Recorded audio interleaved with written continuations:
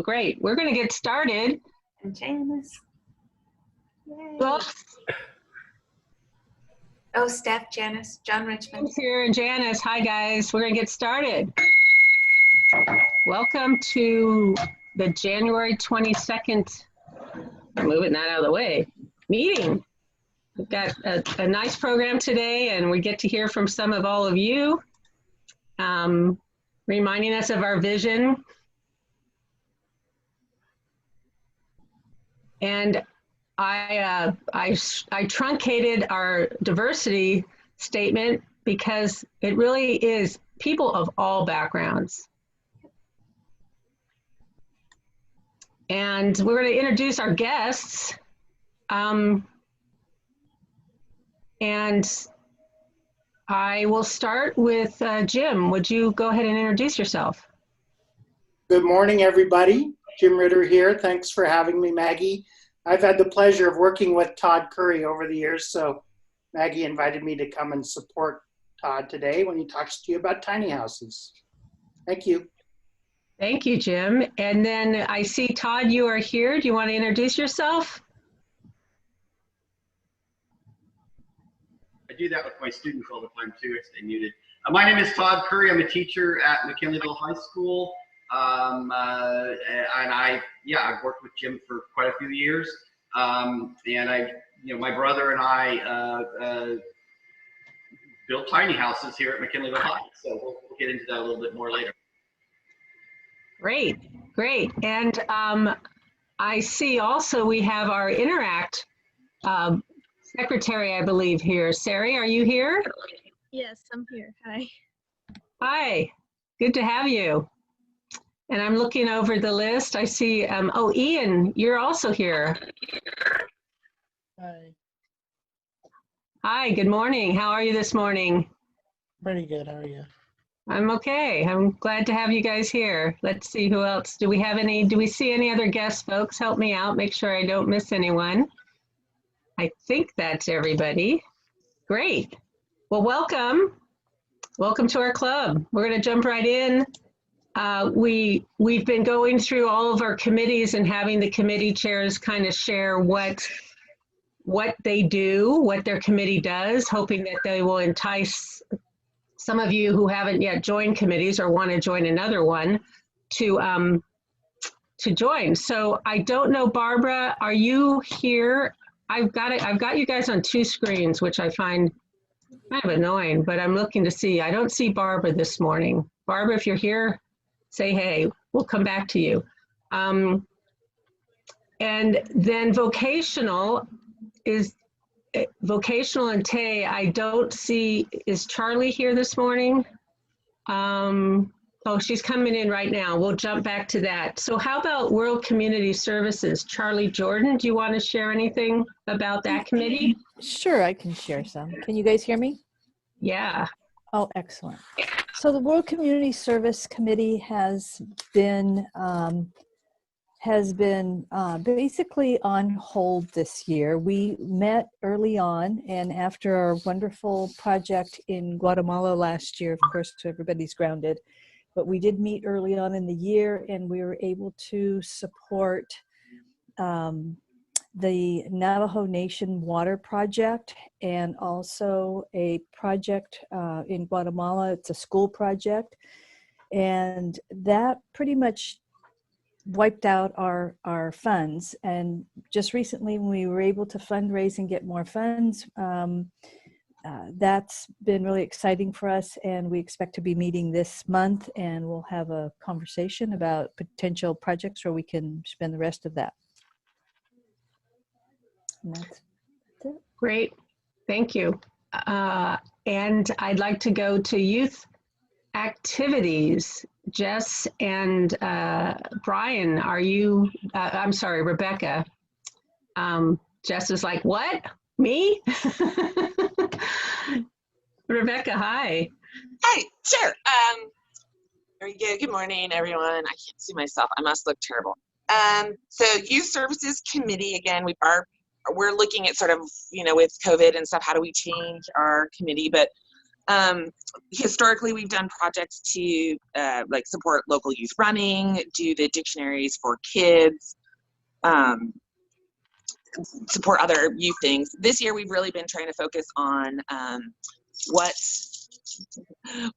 the like schools and teachers need, just because this year has been really a struggle for them. I know one thing that I have a garage full of books I need to help get teachers out. We got, at the beginning of the year, we got a list of needs. So we're definitely looking for some energetic people. I know we need to meet. I don't know if Brian's on the phone. I know Brian's about to start tax season, and I had a really hectic fall. So we're looking to start meeting again, and just really, again, looking for, especially in COVID, how can we help teachers and students, especially this year, move forward. So. Question? Thanks. Thank you. Brian, did you have anything you wanted to add? Not necessarily. We haven't met for a couple of months, but we probably need to meet again so we can get going again on and touch bases with Rebecca on what she's been doing with the schools. And I know we have some additional budgeted money that we can spend. So I think we need to meet this month, maybe to get back together. So let's plan on doing that. Great. And if you would let us know when you guys have your meeting, let Howard or me know, and we can send the invitation. We can let everybody know, so people can drop in if they want to learn more. Okay. Youth exchange. I know we're on hold, but I know that there's some plans. And Claire, did you want to share what we hope will happen? Did I see Claire here? Don't recall seeing Claire here. Maggie, I could speak to it. Great, Ian. Yes, thank you. So for youth exchange, making the major assumption that the vaccines will be widely available and distributed and among the population, and as such, schools could be open in full force next fall, then we intend to receive a student on a one-way inbound only exchange from Africa, and we look forward to that being a real possibility. Thank you. And do we have, I know before we kind of put on pause, we had families lined up. Do we still have those same families? We do. We have all of our families lined up for next year. However, if anybody's still interested, I am certain that our parent club, Arcata Noon, would appreciate help. And, things can change, circumstances can change throughout a year. So we always appreciate having a backup option as well.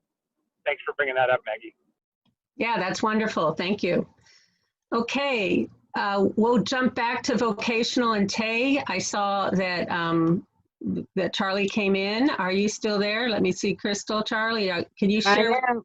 Yep, Hi. I am. Updates with the internship. We do have, a couple of Rotarians who have offered up internships, including Maggie, your organization, and Charlie Jordan's. It seems that some of the the participation from Tay's side is a little bit low. I'm not sure if it's because their numbers are low due to everything that's going on. I was in a meeting yesterday where the court and community schools were talking about looking for employment for some of their students that have additional struggles. So I was going to reach out to Jennifer Fairbanks to see if we can plug in some of their kids. But yeah, it kind of we did all the work. We wrote the grant. We had some businesses, interested in helping. And now it seems like we kind of are in a holding pattern. And so, yeah, we're just going to try to troubleshoot it. Okay, one thing that will be happening is the paper Time Standard is working on an article about it.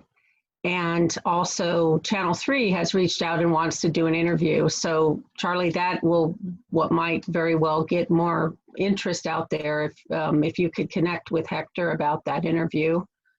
Yeah, I've been in communication with Hector. We've just been passing ships in the night so far. Right, I understand. And the other thing, the Raven Project might be a good place to reach out to now too. Yep, I reached out to the Raven Project, Tay, and the homeless youth shelter YSB. Great, great. So yeah, please, and I'm going to talk, we want to talk to another club about it. They want to hear about it too. And I mentioned it at the Rotary Redwood Regional meeting Monday. So hopefully we'll get some more interest. Thank you. Thank you. Is there anything else in vocational, or if that's the main focus, I think this year, is that correct, Vanessa?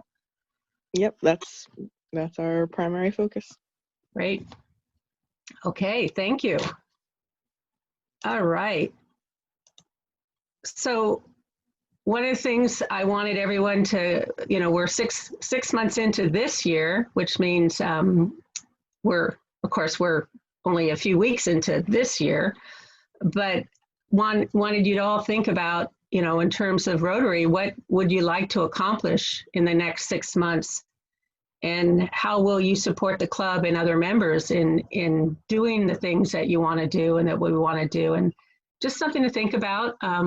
Not anything we want to talk about now, but I encourage you to really kind of think about what can I do given the circumstances? How can I help and keep us moving forward?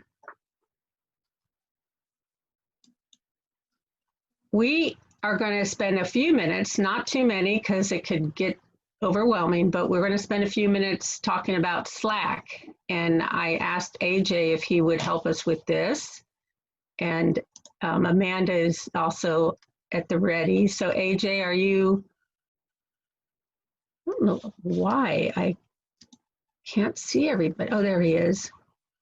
AJ, what do we need to do for you?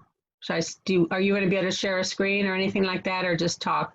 Yeah, I can share my screen. I think it'd be helpful to see some of the features built in. So. Go for it. So I did have Slack up already, and if you haven't seen it on the desktop, it is pretty handy. Let me get this going here.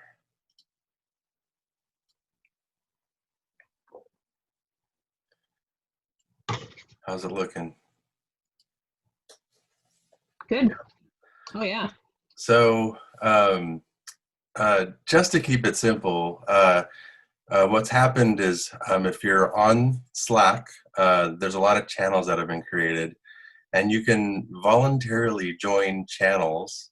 And what this will allow you to do is be notified if something gets posted in a particular channel. So if you're on the membership committee or interested in learning more about membership, then you can add yourself to that particular channel. And so I, as the new community service chair, have a lot of posts in the community service channel.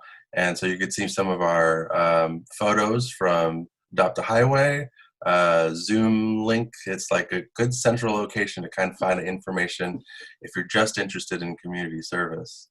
I think part of the reason we're looking to have this little bit of a training is so that we can get a little more posts in some of these other channels so that we can share the information in a more centralized way.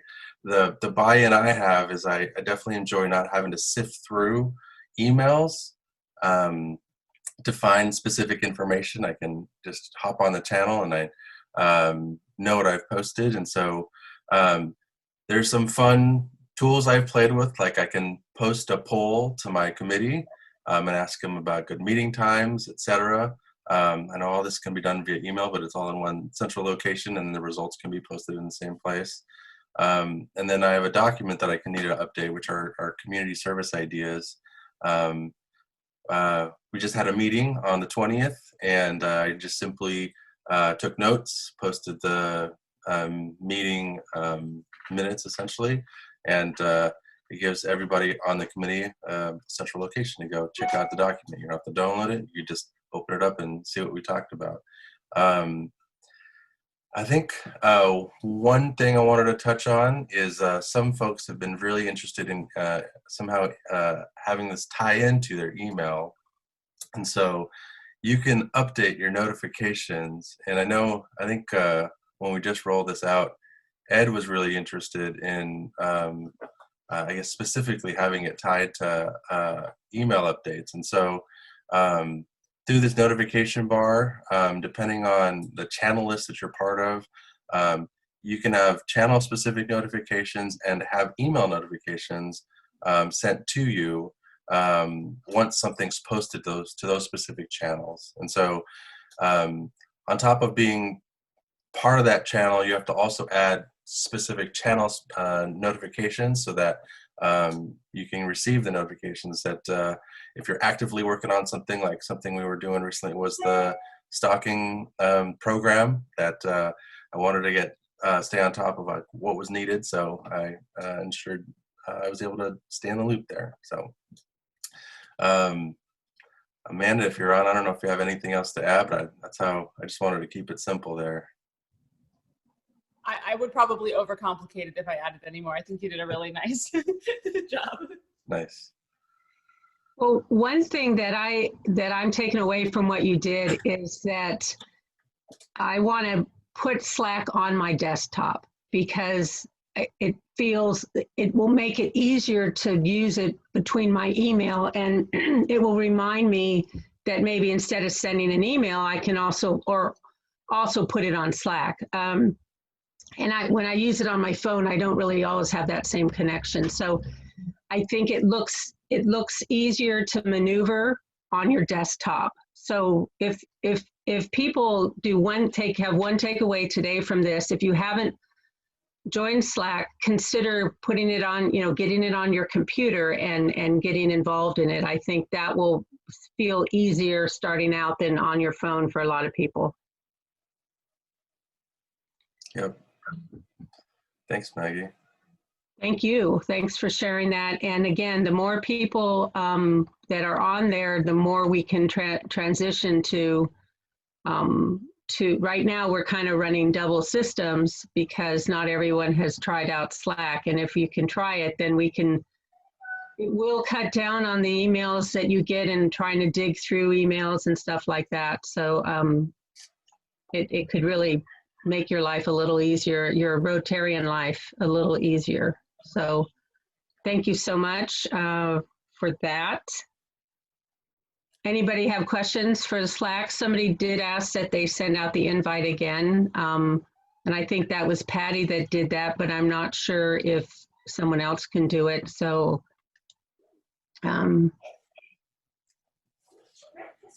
if not, I'll ask Patty if she can send out the invite. Can anybody send out the invite? There's a question for you slackers. I think so. I'll give it a try. I always wanted to call people slackers without insulting them. So, hey. Okay, no, just kidding. All right. Thank you. So we are going to continue onward. Just wanted you to save some dates. Next Friday is Final Friday, which will be our first Final Friday of the year. Should be exciting. And this is hot. This is late breaking news. Howard, you don't know this yet. We're switching our charter celebration for our birthday, the birthday of the club. Our charter celebration will be February 19th, not February 5th. February 5th is my birthday, so that program will be entirely about my life. I'm kidding, don't worry. The last thing I want to do is bring all my family members in and have them tell you anything about me. So we won't be talking about my life, but we're moving charter to the 19th. That works better for the planning team on that. So. And then April 17th, we just learned we're going to have the virtual district assembly on that day. So it's a Saturday. Mark your calendar. If you've never gone to a district assembly, this is a great opportunity to do that. I'm going to stop talking about that, and I'm going to let our district governor elect tell us why people should go to the assembly. Hey, Dustin. I mean, it's kind of self-explanatory, right? It's a Rotary event. We should always be going to them, participate. What do I need to say? No, but this year, if you haven't gone in the past, for those of you who don't know what district training assembly is, it's essentially the district puts on an event every year geared to train folks about Rotary in one way, one capacity or another. It's kind of up to the district how or what they, how they want to format it and exactly how much training they want to put into it. In the past, we used to all get together as a district and meet in Ukiah at the junior college there, and it was an all-day event with a dinner the night before, and the day of the training, which was a Saturday, we would have a breakfast and breakout sessions ranging from all things Rotary, foundation membership, Interact stuff, and then come back for lunch and with a little speaker, and then more breakout sessions, and then drive home. That was actually the first Rotary event I ever went to. I rode with Lori and Barbara. We met at 5 a.m. with Romy and Bob Johnson and the crew, and piled in Bob's van, and I piled in with Lori and Barb, and we hit the road. So that it used to be kind of a caravan to Ukiah. Over the past years, they wanted to get more participation, so they split it up north and south. This year, we had the opportunity to do it virtually. So hopefully everyone goes and signs up for something. This year, I'm structuring it so we go back to the Friday night, Saturday theme. So we're gonna have a social and a speaker on Friday night, and I will follow up with details on that. I don't want to let the cat out of the bag quite yet, but it will be themed and it will be really fun. And then the next morning we will have a significant speaker, and I'll talk, hopefully not too much, and then we'll go into breakout sessions and make a day out of it. So it should be really, really fun and informative, and we're gearing it this year so it's less information transfer, more collaboration, focused on creating vibrant clubs and all the avenues that go along with that. So it should be really fun. If you've never done it or just want to learn more or just want to have something on in the background, register and get there, and it'll be really fun. So yeah. Great, thank you. And this picture, this is what you'll look like when you're at the district assembly. That's right. The theme is kids' birthday. So that's right. That's right. It's hey, who doesn't want to cross their eyes and blow up? These kids are having fun. You don't know it, but they are. All right. Thanks, Dustin. So we're going to jump into some recognition and some talks about some of the service things that we are doing. We're going to start with the gratitude recognitions that Joyce kicked off last week. Vanessa, are you prepared and willing to do this morning? Yes, thank you for asking. So over the last week, I thought about the lessons that this pandemic has taught me, and I am grateful for the opportunity to slow down. Given the nature of my business, it's not allowed to be open as much as I would like. This pandemic has taught me resilience and the power of asking for help, and I'm grateful for the time to I have developed friendships and relationships that are deepening or rekindled because everybody has a little bit more time to spend together. So that's, even virtually, it's very nice. So that's what I'm grateful for. Thank you. Thank you. That's great. Yeah, good thoughts there. I think we all can relate to those opportunities and those challenges, and thank you. And Randy. Yes, well, I'm grateful for my family, and we've, back in March, went to pick up my daughter in San Luis Obispo and brought her home from college, and she's now 21 and our other daughter 18, so been grateful that we've been able to, the four of us have been together this year, cooped up in the house nevertheless, but it's been nice having us together during this pandemic. And I'm very grateful that my elderly father, who's 87, and my elderly cousin, who's 88, were her closest kin, just had their first COVID vaccine. So we've been really worried about that. We haven't been able to see them. So we'll be able to see them soon after that. So I'm very, very grateful for that. I'm grateful for, you know, during the pandemic, people have been doing some home improvement. So I'm grateful to Pacific Builders for refurbishing our dilapidated garage. It's now dry, the water flows over it instead of into it, and the little critters are locked out. So it's been that way for like 20 years, and I'm just very grateful to have that.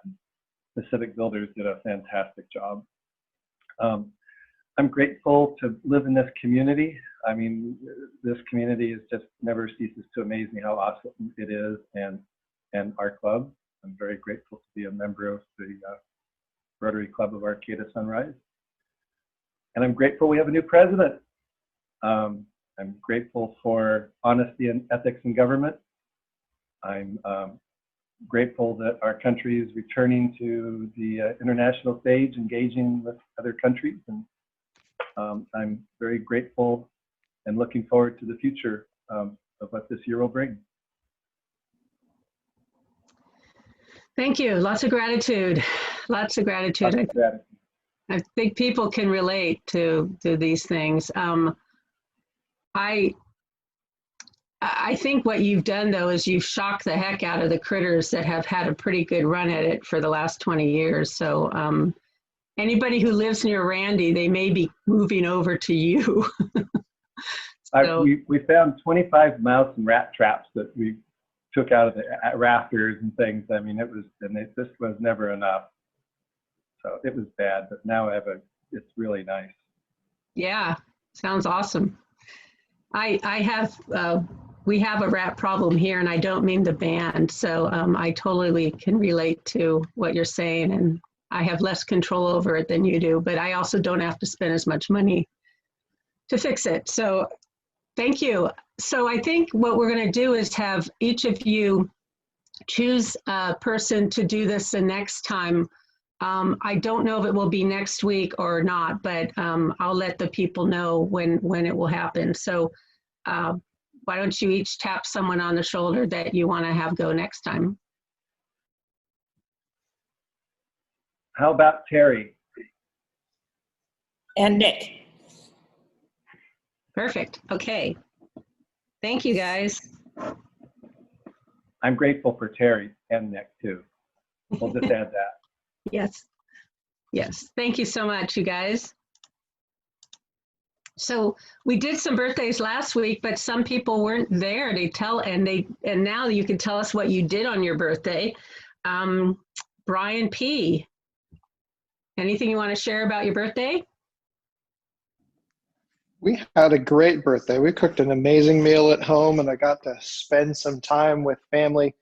It's one of the things we're thankful for is normally at this point, having 17-year-old teenagers, you don't get to see that much of them because they're off running around with their friends. And I actually get to see mine a lot, which is kind of cool before they head off to college. And then I haven't had a guitar or a musical instrument in my life for a while. So we went out to the music store and bought a guitar. So that is going to be my post-COVID hobby. Awesome. And Sophie, I don't think Rachel is here. I made the assumption Rachel is not here.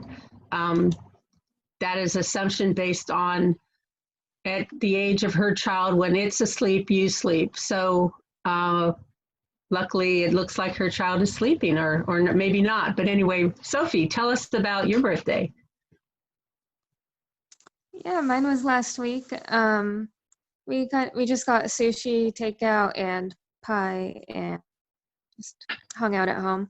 Nothing too exciting. Well, the fact that you could get sushi and pie, that's pretty darn exciting. Great, great. Well, happy birthday to both of you. Happy birthday to all of our January birthdays, our January babies. And I think we've decided we don't sing anymore because it's so hilarious, but feel free to sing in your heart. I think we already kind of covered this with the committee reports, so I will move along. Oh, backpacks. These are our backpackers this week. So we've got someone on board, I'm sure, for next week. Who's planning to do it next week? Sarah James is on for next week. Sarah is. Great, thank you. Working out great. Yeah, I just happened to be walking by the Griffin whenever they were finishing up. I don't know why I happened to walk by there. It just, I think it was around 4 o'clock. It seemed like a good time to stop by a bar. So I found them doing this. Thank you, you guys. Do we want to update us? We weren't able to update on the club challenge. Anything, Lori, you want to tell us about what's going on with this? No, I think we've got about a dozen people. I'm quick trying to open the app and talk about who's in the lead. It is not too late to join. And right now we've got Romy at 32 miles with Ray right behind him at 31 miles. Stephanie at 27 and Joyce at 18. Maggie, you're right behind them. Way to go. Melinda's in, AJ's in, Sophie's in. It is not too late. And some of you have it pending. You requested to join. You just need to go in and accept, and all the miles that you've got since the beginning will be included. And Rebecca, you can absolutely add later. I'll send out some instructions on how you can join. Thanks for asking, Brandon. Yeah, one thing I recognize in this process is we have runners and we have walkers. And those of you who run are going to get your miles in. I know you're working harder, but you're going to get your miles in a lot faster than those of us who only walk. So I wonder if we should have a walking category and a running category, but because I just can't I can't walk any faster than I walk, especially when I keep stopping at bars. But this is great. It's not necessarily about winning. It's about what you're doing for your body as you strive to compete. So it's fun, and I was so irritated when I stopped at the bar. I keep bringing this up, but when I stopped there, I turned off my thing bob, and so I missed the second. I missed a half a mile because of that. So just be aware when you turn it off, you need to turn it back on. Thank you, Lori. And I'm getting tired of the masks I have, and so I thought you might also be in that situation where you need kind of a new year, new mask. So I wanted to remind you that Barbara and others are making masks as a fundraiser for us to bring money to support BIPOC programs, and they're $15, but if you spend $20, you are helping to create a mask for a young person. And just wanted to remind you what some of the material looks like. They're pretty cool. I bought 3 of these and gave them all away. So I am now going to buy one for myself. But I wanted to remind everybody that those masks are still there, and they're so beautiful and so nice that take advantage. So I think we're ready for the raffle. I'm trying to give you some good luck today. Yeah, so the big pot today is $115 plus a $25 gift certificate to Kinetic Coffee, thanks to Charlie Jordan. And we'll see who the big winner is today.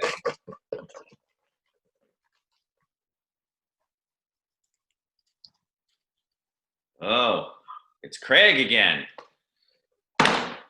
Let's see. Craig plays every day, every time, so that's why he wins. Him and Dick, they play all the time. Oh, good job, Craig. So we'll send that money to you through Venmo, and next week will be $20, and you'll have some extra cash for the Final Friday next week. See, it worked. I bet Craig looked at this and he said that to himself right before his name was called. Of course, all of you said it and your name wasn't called, so yeah, it makes no sense. But anyway, congratulations. All right. We are going to jump into our presentation. I'm really interested and excited about this. Todd, I sent you his bio, but you know, Jim, do you want to? You said a little bit. Do you want to say anything more about Todd before we turn it over to him? Well, I'm a charter member of the Todd Curry fan club. He brings great business sense and practicality to his work with high school students, and is just doing a great job giving these students that work in his program, and along with his brother Sean Curry, who's the wood shop and metal shop teacher, just some hands-on job readiness skills. So I'm really glad you guys invited him today to talk about the tiny house program. Thank you. And Todd, I've made it so you can share a screen if you'd like, and we're turning it over to you. Thank you so much for being here. Thank you, Jim. We miss we miss going out on all those business tours and things like that. You know, it's an important part of our program for the kids to actually see what goes on out in the community and community businesses. So looking forward to when we can do that again. So thank you. I'm going to go ahead and share my screen. I talk through what I'm going to do because I usually am working with students, so just bear with me. Let's see. Oh, I don't need sound. All right, hopefully you all can see that, and we are going to go into presentation view. All right, so the Tiny House Building Trades program at McKinleyville High actually started back in 2018 with the Future Builders of America Club. We received a grant in the latter part of the school year 2018 from Tehama Office of Education. And we were funded for starting this program. We didn't have a class, we didn't have any materials, we didn't have any training. All we had was a student who is now at Cal Poly SLO studying architecture, who designed a tiny house. And so we got this money, we bought trailers, we bought materials from local businesses, which I will recognize at the end.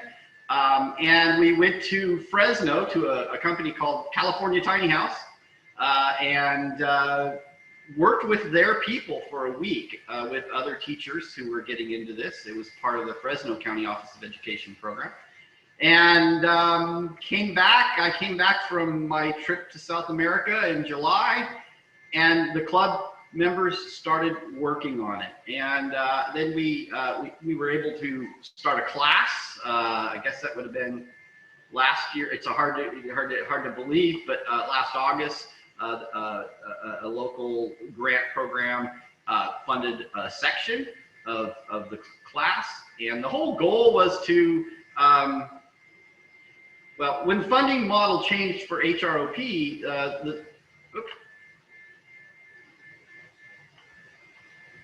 when the funding model changed on HROP, I'm going to ignore chats while we go. I apologize. I'll answer questions at the end. When the funding model changed for HROP, we kind of lost our building trades program here at McKinleyville High. And so we were trying to bring it back and bring it back in a form that more students could be involved because it was on campus, and a form that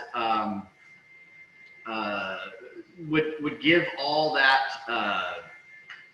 the different skill sets from plumbing to electrical to carpentry to roofing, all of those different skill sets a chance here at the school site. So that, and it was only one section, it was at the school site, didn't require travel.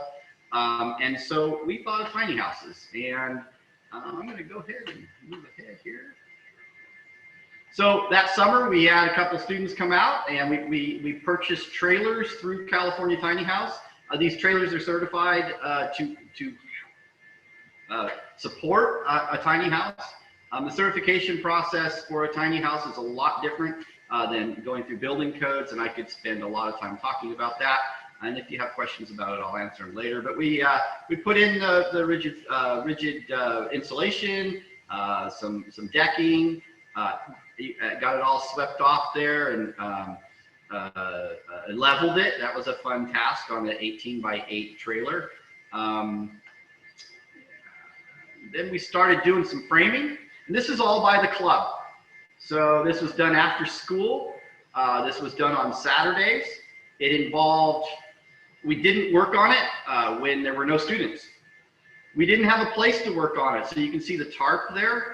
When the inclement weather started, we had to tarp up every day at the end of our building time and take the tarp down. It was an interesting process. And my brother is kind of the brains behind the framing part. He's got the construction experience. I have the design and production management experience. So we meshed well together. This design, we didn't realize at the time, had close to an 18-foot span for the rafters. Those of you who are in construction know that that requires some pretty hefty beams. And we didn't realize it at the time. And it was very interesting getting those beams up and in place. We actually had a student from we had students not only from McKinleyville High, but we had a student from one of the charter schools in Eureka come over and work with us on Saturdays as well. So here we are putting in, we used metal roofing from Al's, and it was the seamless metal roofing, and we learned a lot about putting roofing on. It's all wrapped up. We got some windows in. The windows were from McKinleyville Glass. He's a McKinleyville High grad and gave us a good deal on windows.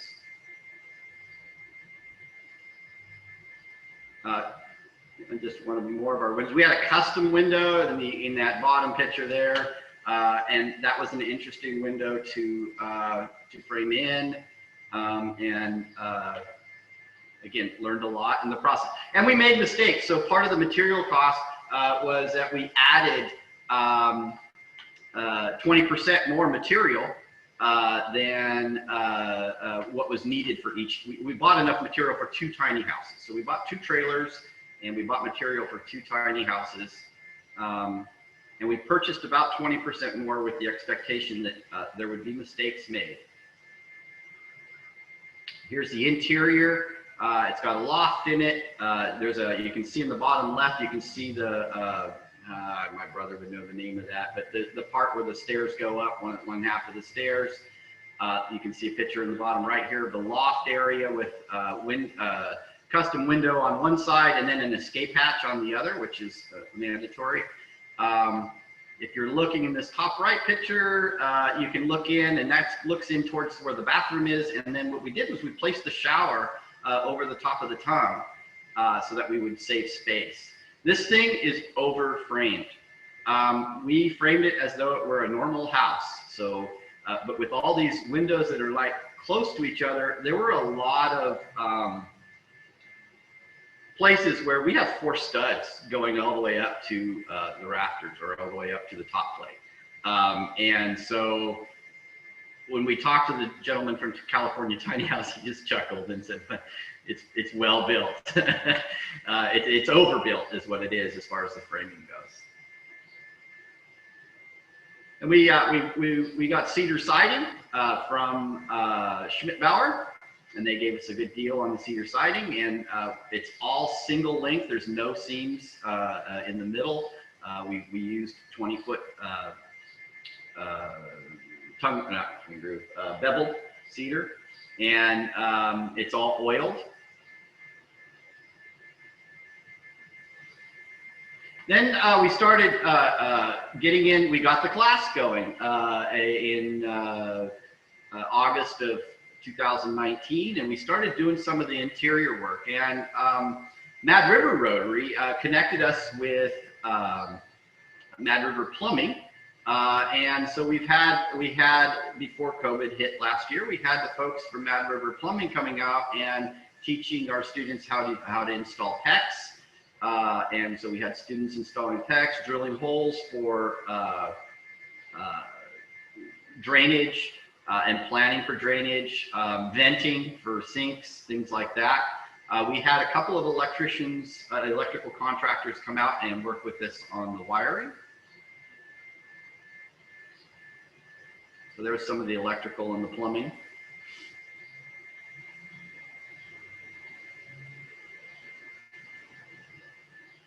So then we, let's see, last summer, or not last, I guess summer 2019, through a grant from Humboldt County Office of Ed, we were able to purchase a big awning. And we placed that right outside of our classroom. And we decided to, we moved Tiny, we call it Tiny 1, out from the main construction area by the classroom outside, because it had all nice oiled siding and a roof. It was self-contained. And we started in on what we call Tiny 2. And we decided that we did not want to have 18-foot spans. So we broke it down into 2 separate rafter areas, one above the loft and one towards the back where the bathroom would go. And these are some of the students. We decided instead of putting the shower over the tongue, we built this nice bay window. So there's going to be a lot of light in the living room area. So we built a bay window area over the tongue and moved the bathroom to the back of the house. So these are some of the companies that and organizations that helped us out. Alves with the roofing, Humboldt Fasteners, we purchased a lot of tools, battery tools, portable tools. Miller Farms was always good about hauling our trailer around for things like homecoming and stuff like that. Thomas Home Center provided the majority of the building materials at a very under their construction or their contractor rate. Almquist, I think we got about 30% off on the siding.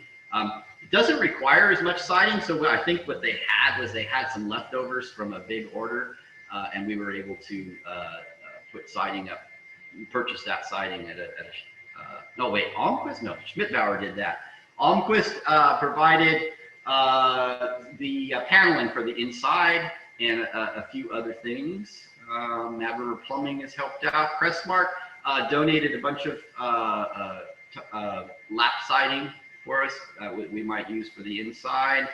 Rotary, Mad River Rotary, Rotary International, they had their auction last fall, and we were able to sell some things there as part of our club and make some connections, which was nice.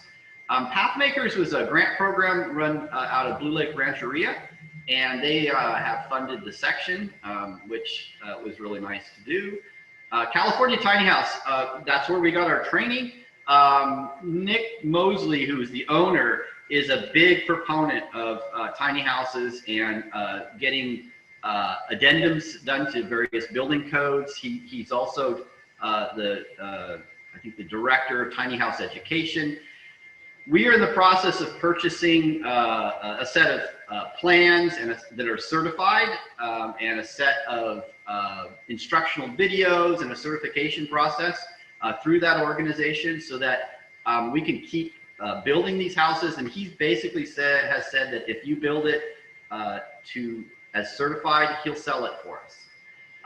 And he's got buyers, and then he's also got organizations such as veterans, homeless veterans, and things like that. They are in the process of purchasing tiny houses to to house people.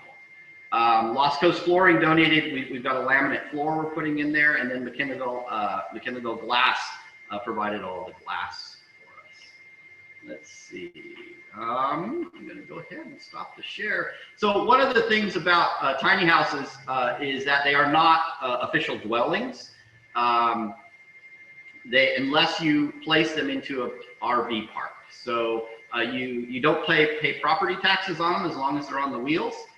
You just pay for DMV each year. But as soon as you take them off the wheels and put them on your property permanently, then all of a sudden you get reassessed. So it's a fairly inexpensive way to add a dwelling to your property, but it can't be an official dwelling. So what's happening through California Tiny House is they are trying to get those codes changed so that tiny houses can be considered official dwellings. They are certified through an ANSI certification, so it's an industry certification. So they're supposed to be built to a certification of RV, so they're considered an RV. However, they're built they're stick built just like a regular house. So it's kind of a mixture, and it's a kind of a gray area. With that said, I don't know if it's sunny enough. I haven't looked outside yet, but I'm going to go ahead and we're going to.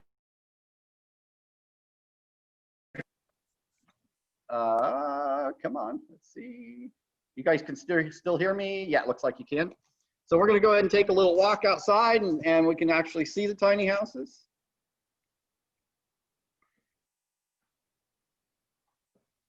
I hope. Oh, yeah.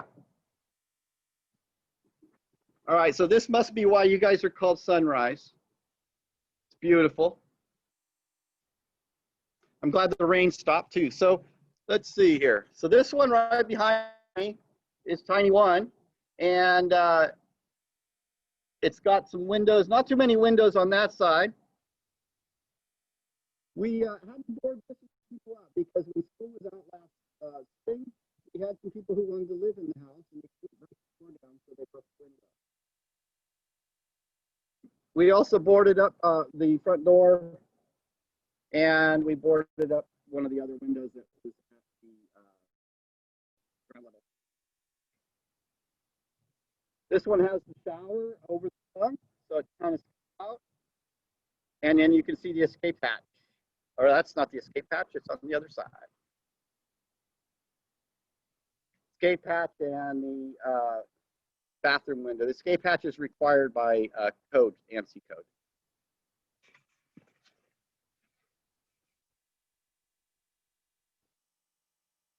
So this one's tiny too. And what we did was we built a little dormer up in the loft area to give a little headroom. And we're going to put a circular window up there. And you can see, we've put the bay window area in the front.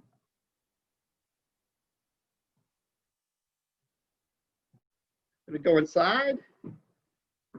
So this is kind of, you can see how bright that front living room area is going to be just from the sunrise. And then here in the back is an initial wall for the bathroom. And rather than swinging doors, we've been using, we have a student who designed a barn door, sliding door that goes on a rail. And so we've been using those for our bathroom doors because they don't take up as much room, floor space. These are, both of these run about 150 to 170 square feet. That includes the loft. And I want to make sure I leave room for some questions. So if you have any questions, fire away. Okay, thank you. So what we'll do is we've got a question in chat, but then I wanted to, so are you going to sell these two that you're making now, or what will happen to these? So thank you very much. That's something I completely left out, which is a very important part. My brother and I are not real good salesmen. We get stuff done, but we do not we do not sell very well because it's just not in our nature. Let me hook up my mouse real quick. So yes, the goal is to sell these to help support the program.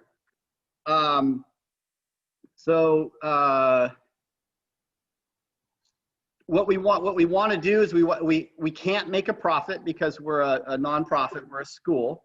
And so what we'd like to do is sell them for the cost of building them. So it'd be materials and then the cost of the section for the teacher. And that's it's without appliances. So far we're looking at about $35,000 without the appliances. It does have the fixtures, the toilet, the shower, and the sinks. But it would not have like a refrigerator or a stove yet. And we're still figuring out the total cost because we haven't finished one completely yet. So. Right. And then the other thing I wanted to ask is, so the first one you built probably weighs a lot more than it needs to. Yes. What is the weight on that one versus the other one, the second one likely to be? Well, the trailers are rated at 10,000 pounds, so we have not weighed them yet. Okay. Yeah. We have taken the first one around McKinleyville for homecoming, and it stayed up. It didn't creak. It was very strong. We had a bunch, so I don't know how much it weighs, to be honest with you. Okay. That's something we need to do. The second one, yes, is significantly less weight because we don't have studs that are, 2x4s that are stacked 4 deep in the wall in places. So. Right. So one question. Oh, I'm sorry. One question in the chat is, what does it cost to build a tiny house and how much would it cost to buy one? I know that varies on so many factors, but anything you... Well, thanks to some of the local businesses being very generous and supportive, and they have been supportive in my brother's wood shop, metal shop program this year in distance learning. Thanks to them, we were able to purchase for 2 tiny houses. We were able to purchase the trailers are probably the most expensive part. They ran about $5,000 a piece. And we were going to try and have somebody take a look at them and reverse engineer them, but they're certified. They've got a sticker on them that says, it's industry certified for a tiny house. For 2 tiny houses, as far as all the wood and things like that, I think that ran about another $2,500 per tiny house, $2,500 to $3,000 per tiny house. That we have been purchasing. Everything is glued and screwed. So every piece of wood that connects together is connected with screws, and it's glued together because it's got to be supported as it's transported. So I guess I'm looking at with appliances and everything. I'm thinking, and the cost of the teacher. Anywhere, depending upon what kind of countertops you put in, there's a lot of variables, but anywhere between $35,000 and $50,000, depending upon what you put into it. So, and that's an 8x18 tiny house. Okay. And any other questions? You can just kind of wave your hand or something, so I know. Let's see. Yes, Fresno, San Diego, definitely the ADU. I believe they have been working with the Humboldt County Board of Supervisors as well for making tiny houses an additional dwelling unit. I don't know where that stands. Let's see. Yeah, I mean, Humboldt, with Ian, are you there? Humboldt is pretty ADU friendly. They're trying to encourage people to do that. It's whether they're allowing tiny houses to be that ADU, but we're working on it. We're moving in that direction, I think. So, I know there's an addendum that's going into some of the building codes that address specifically tiny houses. Any other questions or comments for Todd this morning? I can certainly, if people think of something they want to find out about this project or anything, we do have Todd's contact information, and Jim also is close to Todd, and so I really do appreciate you being here, and I've always been fascinated with tiny houses. I think I could live in one. But I don't know if my cat can, so we'll have to talk it over. But in appreciation for you coming and speaking to us today, we are giving a donation to Tri-County Independent Living. And Tri-County supports people with disabilities and living independently in the community. And they do a great job, so we're supporting them. Thank you for having me. I appreciate it. You know, anything we can do to get the word out there and get, you know, have more business support, that all helps. And you know, Rotary has been really nice to us. So I you know, again, I appreciate the opportunity to present. Well, and I know that that some of us, we were talking about the idea of, you know, even building a tiny home for some purpose, you know, for community or as a project, or so. I wanted us to connect with you, and so people knew that what was going on out there in the community. And we're looking at the sales model for this. Again, it's very tricky because we're a school district, and so as we will have a ribbon cutting of some sort when the first one is ready to go. Our belief is that we do not work on them if there are no students. That this is for the students. And so since we shut down March 13th last year, and there has been no work done on them since. So as soon as we finish that first one, yeah, we'll let you know. There'll be some kind of notification, some kind of celebration, and we'll make sure that you guys are notified. That's great. Well, thank you everybody for being here. It's after 8. I wanted to thank everyone, wish you a good week. And I was unable to share this last week, but it still applies. So I wanted to give more recognition to Martin Luther King. His birthday was last week, and thinking about him and thinking about moving forward in our world. Violence is never the answer. And I wish you all well and have a good weekend. Thank you.